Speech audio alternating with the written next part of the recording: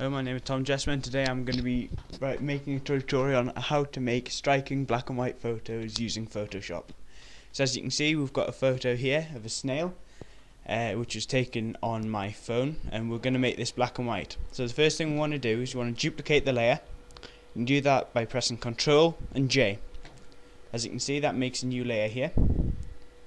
Then what we're going to do is we want to desaturate. Now there's two ways of doing that. There's Image, Adjustments, Desaturate, which is down here. If you undo that, easiest way to do it is Control, Shift and U. That'll desaturate it. Now as you can see, it's nothing special. There's not much variation. The contrast isn't quite there. So what we're going to do is going to press Control and L, which will bring up the levels box. And the levels box is your best friend when it comes to black and white photos, because what you do is you can move these sliders, making the colours more intense. So this first slider changes the blacks, and if you move it up, it makes the blacks more intense, makes the blacks darker.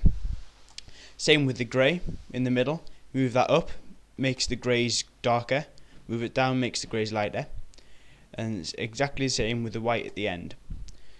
So we can increase that for a bit more contrast. Now some people say that you might as well just increase the contrast, but I find this gives much better results, as you can customize it as much as you want. So if we hit OK, now if I desaturate this background layer, Control Shift U, what I can do now is compare this layer here, which we've just made using the levels, to standard.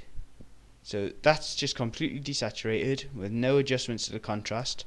That's with the levels adjustments. As you can see, it may not have been the best photo to choose to demonstrate it, but you can see how much better contrast you get when you fiddle with the levels. I've also got this other picture here, stolen from my friend's Facebook. So we'll do exactly the same again. Control J to duplicate the layer. Control Shift and U to desaturate it. Now Control and L to open up the levels box. Do exactly the same here. Fiddle with the levels to get the blacks nice. Now the greys. About there. Now fiddle with the whites. There we go. See, that makes it striking, but the thing you've got to worry about with this one is that between here, you see this girl's hair and the trees.